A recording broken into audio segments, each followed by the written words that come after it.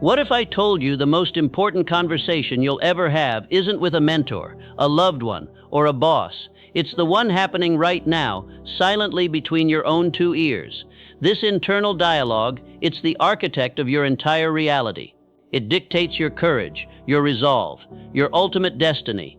If you feed that inner voice a steady diet of doubt, fear, and I can't, your life will become a monument to mediocrity. But what if you could train it? What if you taught it to speak with the thunder of certainty, the fire of belief? Your life wouldn't just change, it would ignite. The tragedy is, most people are their own Judas. They whisper betrayals to themselves. They wouldn't dare speak to their worst enemy. They obsessively replay every mistake, magnify every flaw, and draw the blueprints for their own prison of limitation. This isn't a one-time event. It's a daily ritual of self-sabotage, repeated so often it becomes an unconscious belief. They build a cage of habit, a cycle of negative reinforcement that locks them in place, wondering why they can never move forward. But what happens when you finally break the cycle? What happens when you decide to speak to yourself with the unwavering loyalty and fierce encouragement you'd offer a brother or sister in their darkest hour? What happens when you starve the excuses and start feeding the champion within you? Everything changes. Your actions transform, your results follow, and slowly, powerfully, the very person you believe yourself to be is reborn from the ashes of the old. They say it takes 21 days to forge a new habit. For just 3 weeks, if you commit to a radical shift in your self-talk, you will witness a seismic upheaval in your mind, your confidence, and your raw capacity for action. The words you whisper to yourself are prophecies, and the incredible news, you are the prophet. You hold the pen, you write the story. So for the next 21 days, you will make a pact with yourself, a single unbreakable vow. No more speaking the language of failure. No more narrating the reasons you and tight. No more giving life to the ghost of you that hesitates, doubts, and rationalizes defeat. From this moment on, you will speak only in a way that fuels your ascent. You will choose words that build fortresses, not prisons. You will replace the poison of negativity with the power of conviction, hesitation with decisive action, and self-doubt with granite-like self-respect. Most people drift through life completely unaware of the power they wield with their inner voice. They treat their thoughts as random weather patterns, believing their feelings dictate the script. But the profound truth is this: your mind will believe, without question, whatever you tell it most often. If you tell it you are disciplined, you will begin to act with discipline. If you tell it you are confident, you will carry yourself with an unshakable confidence. If you tell it you are destined for greatness, your actions will begin to carve that destiny into reality. The challenge, of course, is that most of us have spent a lifetime etching the wrong beliefs into our soul. For years, we've whispered the lies. I'm not smart enough. I'm not capable. I'm not worthy. And through sheer relentless repetition, the subconscious mind has accepted these lies as immutable law.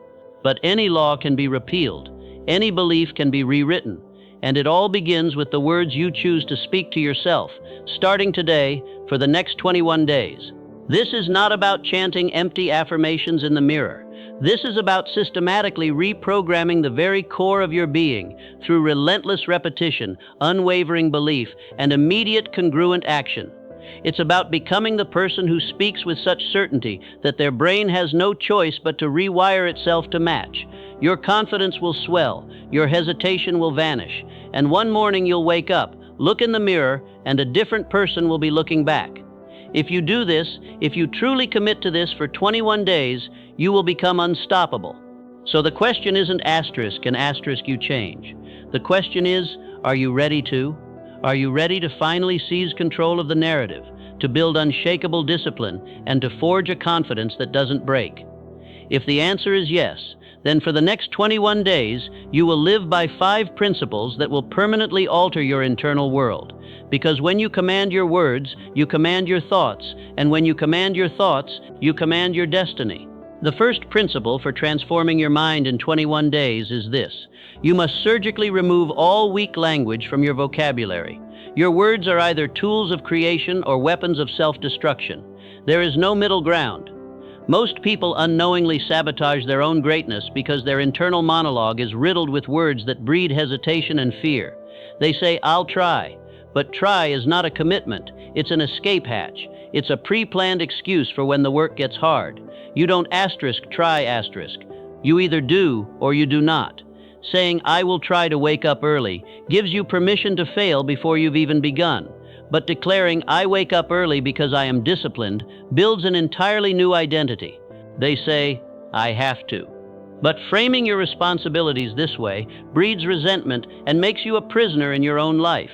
You don't have asterisk to go to the gym, you get to build a stronger body. You don't have asterisk to work on your dream, you choose to construct your future. The simple shift in how you frame your actions completely changes your relationship with them, and by changing your language, you change your entire experience. They say, "I can't." But can't is the biggest lie ever told. It's a lazy excuse that protects you from the possibility of failure by ensuring you never even begin. When you tell yourself, "I can't be consistent," you are casting a vote for inconsistency. If you say, "I can't change," you are literally programming your mind to reject growth. But if you replace that lie with, "I am in the process of mastering this," you shift from a state of limitation to one of infinite possibility. And that simple shift changes everything. Every single word you speak, internally or externally, reinforces an identity. You are constantly, at every moment, conditioning yourself for either strength or for weakness. If you want to be a force of nature, you must learn to speak like one. Your first task is to become a warrior of words, replacing phrases of weakness with declarations of power. At first, it might feel like a lie. Your subconscious mind has been running the old defeated script for years. But the moment you start speaking with this new defiant strength, you begin carving new neural pathways. You begin rewriting your reality. The second step is to speak with absolute certainty, not with the timid whisper of hesitation. The average person's speech is littered with words of self-doubt. They use phrases like maybe, I think, I guess, or hopefully. These words are poison. They bleed your conviction dry. They signal to your brain and to the world that you are not fully committed. And if your words are uncertain, your actions will be a reflection of that same uncertainty. The titans of industry, the leaders, the champions, they don't speak in maybes. They speak with unshakable conviction. And because they do, their minds respond with confidence, their bodies respond with action, and the world responds with results. The third step is to seize control of your inner dialogue when the storms hit. This is where the battle is truly won or lost. Anyone can be positive when the sun is shining, but how do you talk to yourself when the pressure mounts, when doubt sinks its teeth into you, when every fiber of your being screams for you to quit? Most people surrender their minds to their emotions. They tell themselves, "This is too hard. I don't think I can do this. Maybe I should just give up." By repeating these thoughts, they feed their own fear and validate their own weakness. But the strong, they become masters of their internal state, especially when adversity strikes. When the world tells them it's too hard, they tell themselves, "I was built for this." When fatigue sets in, they say, "I keep going when others stop." When the plan fails, they declare, "I will find a way," or "I will make one." And because they speak to themselves with this unshakable power, their actions have no choice but to follow suit. The fourth step is to completely eliminate self-deprecating humor. So many people make jokes at their own expense. They say things like, "Haha, I'm just so lazy," or "I'm a master procrastinator," or "I'm terrible at this stuff." They believe it's harmless, that they're just being funny. But what they are actually doing is programming their own failure. They are reinforcing a negative identity under the guise of a joke. Your subconscious mind doesn't have a sense of humor. It doesn't know the difference between a sarcastic comment and a deeply held belief. If you keep telling it, "I'm bad with money," it will accept that as a command and guide you to make poor financial decisions. You must stop speaking about yourself in any way that makes you smaller. The final, crucial step is making powerful self-talk a non-negotiable daily habit. This isn't a one-time fix. It's a lifestyle. It's a practice you engage in every single day, with every thought, with every word, in the face of every challenge. Each morning, before the world has a chance to tell you who you are, you tell yourself who you are. "I am disciplined. I am focused. I am a machine of execution." Before you begin a critical task, you declare, "I perform with excellence and intensity." When you feel that familiar pull of resistance, you command yourself, "I push through all obstacles." At first, this requires conscious, deliberate effort. You have to catch the old weak thoughts as they arise and consciously replace them. But with time and repetition, strong self-talk will become your automatic default setting. And when that happens, everything changes. So I ask you right now, are you speaking like the person you want to become? Or are you reinforcing the person you no longer wish to be? Because once you master your self-talk, you master your mind. And once you master your mind, there is absolutely nothing that can stand in your way. Once you have eliminated the language of weakness, the next key to this 21-day transformation is building an internal dialogue that relentlessly manufactures confidence and certainty. Most people speak to themselves in a way that causes them to shrink. They doubt, they waver, they second-guess every move. Because this pattern is their daily ritual, their mind simply adapts to it. Their actions become timid because their thoughts are timid. Confidence is not a gift you are born with, it is a skill you forge in the fires of repetition.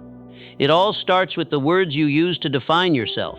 The way you talk to yourself creates your self-image, and your self-image determines what you are capable of achieving.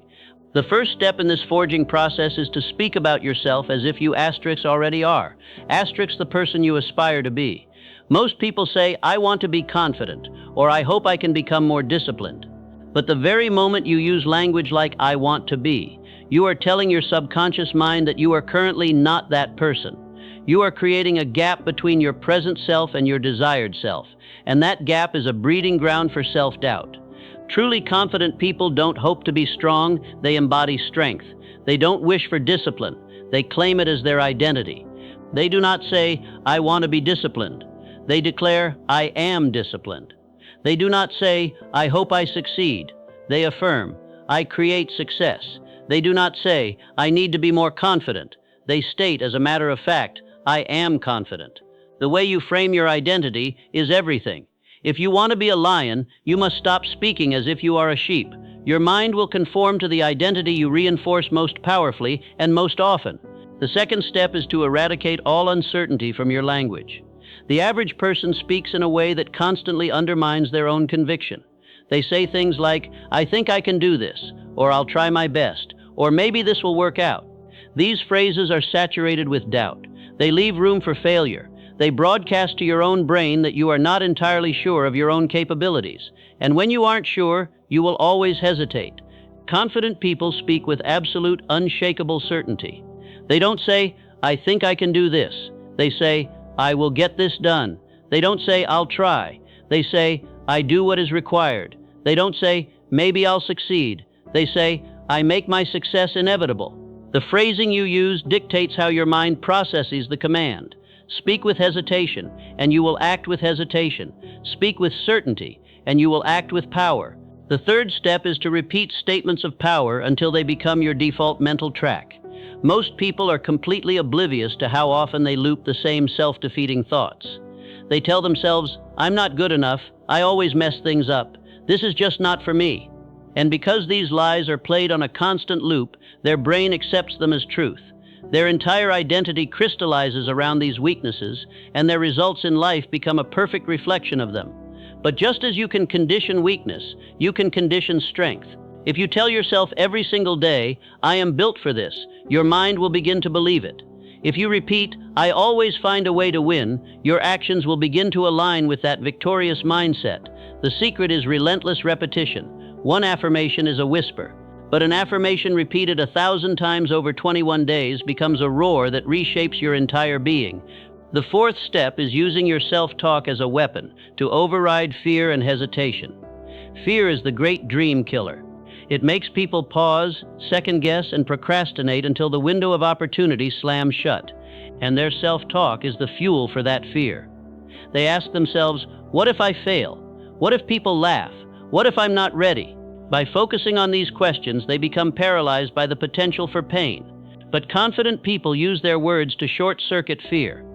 The moment doubt appears, they counter it with a declaration of strength. When hesitation tries to take hold, they answer with a command for action. They refuse to entertain the weak thought. Your mind will believe whatever story it hears most often. If you feed it fear, it will give you paralysis. If you feed it confidence, it will give you bold, decisive action. The final step is training your mind to always hunt for a way forward. Weak self-talk is obsessed with limitations. It's a constant narration of why something won't work, why it's too hard, or why you're not the right person for the job. But powerful, confident self-talk is always looking for the opening. It is always asking, how can I make this happen?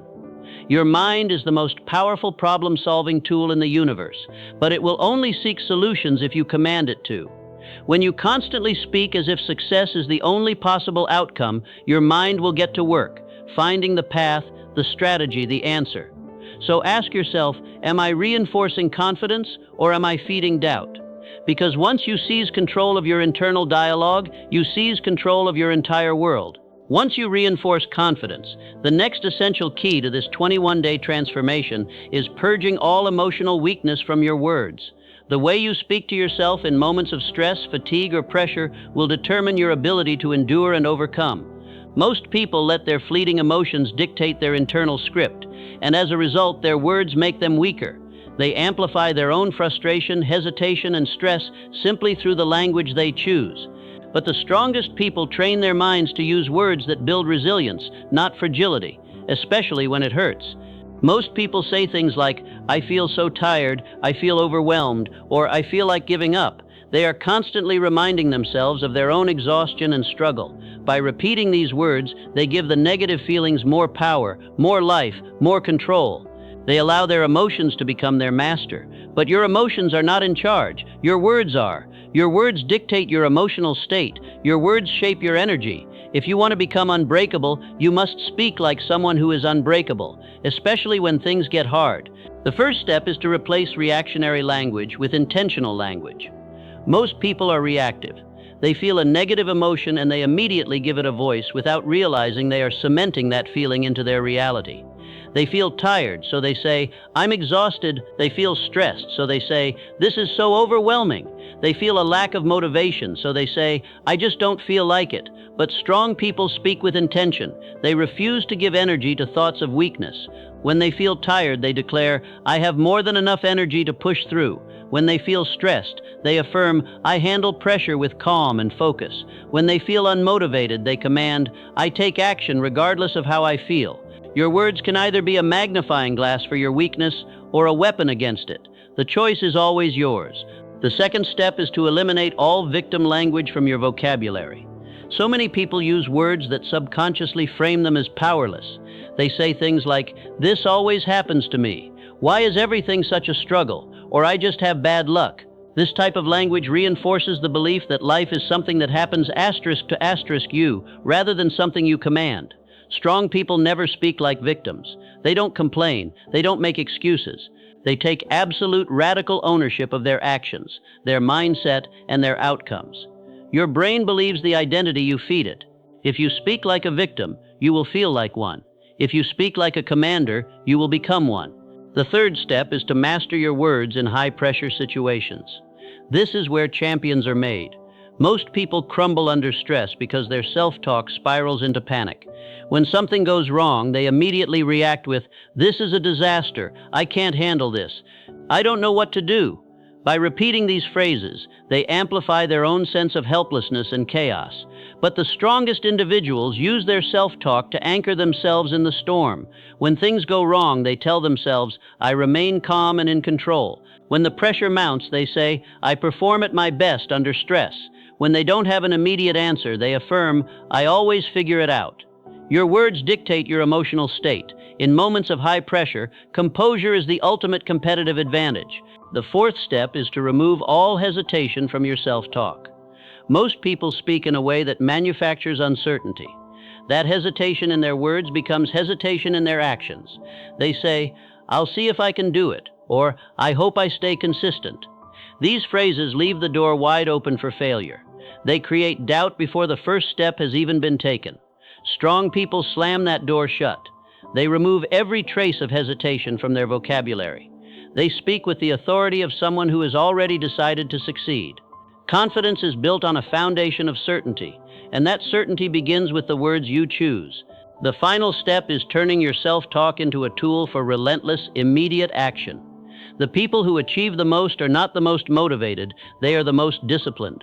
They take action consistently, whether they feel like it or not. They don't wait to feel ready. They make themselves ready with their words. Most people talk themselves out of action. They overthink, overanalyze, and let tiny excuses grow into massive roadblocks. But the most successful people use their self-talk to propel themselves into motion. When they feel resistance, they say, "I take action now." When they feel doubt, they say, "I trust myself and move." When their feelings try to betray them, they declare, "I am disciplined. I follow through, no matter what." And because this is how they speak, it is how they act. They condition their minds for execution. So, ask yourself, are my words making me stronger, or are they making me weaker? Am I speaking like a victim, or like a victor? Because once you strip the emotional weakness from your self-talk, you strip the excuses from your life. And when there are no excuses left, there is nothing left to stop you. Once you purge emotional weakness from your words, the final key to this 21-day transformation is conditioning your mind for relentless resilience and iron-clad discipline. Most people break because their words make them brittle. The first setback shatters their confidence. The first feeling of discomfort makes them quit. The first sign of a real struggle makes them question their entire journey. But the strongest people, they train their self-talk to metabolize pressure and turn it into power. Resilience isn't about avoiding failure, it's about using your words to reframe failure as fuel. Discipline isn't about waiting for motivation, it's about making your actions non-negotiable through your inner commands. The first step in forging resilience is to redefine failure with your words. Most people speak of failure as a final verdict. They say, "I failed, so this must not be for me," or "I keep messing up, I'm just not good enough." By speaking this way, they program their minds to see failure as a stop sign, something to be feared and avoided at all costs. But successful people talk about failure in a completely different language. They don't say, "I failed," they say, "I learned." They don't say, "I made a mistake." They say, "I now know what not to do." They don't say, "This is too hard." They say, "This challenge is making me stronger." The meaning you assign to failure dictates your next move. If you see it as proof of your inadequacy, you will retreat. If you see it as a necessary part of the process, you will advance. The second step is using self-talk to create discipline, especially when motivation fades. Most people anchor their actions to their fleeting emotions. They say, "I don't feel like working out," or "I'm not in the mood to do the work." This type of thinking guarantees inconsistency because feelings are fickle and unreliable. If your self-talk is dependent on how you feel, your actions will be chaotic and unpredictable. Your words must be a declaration of your commitment, not a report on your current mood. When you train your mind to speak the language of a disciplined person, you will begin to act like one, regardless of your emotions. The third step is eliminating hesitation from your decision-making. So many people lose precious momentum because they overthink everything. They allow fear to create crippling delays. They hesitate, they second-guess, and they wait for the perfect moment that never comes. The longer they wait, the more powerful the doubt in their mind becomes. Hesitation is the assassin of greatness. It suffocates confidence and makes small obstacles seem like insurmountable mountains. But strong people are decisive. They make a decision, and they move. They trust their ability to adjust and adapt along the way. They train their minds to act immediately because they know that confidence is a result of action, not a prerequisite for it. And action begins with a decisive inner command.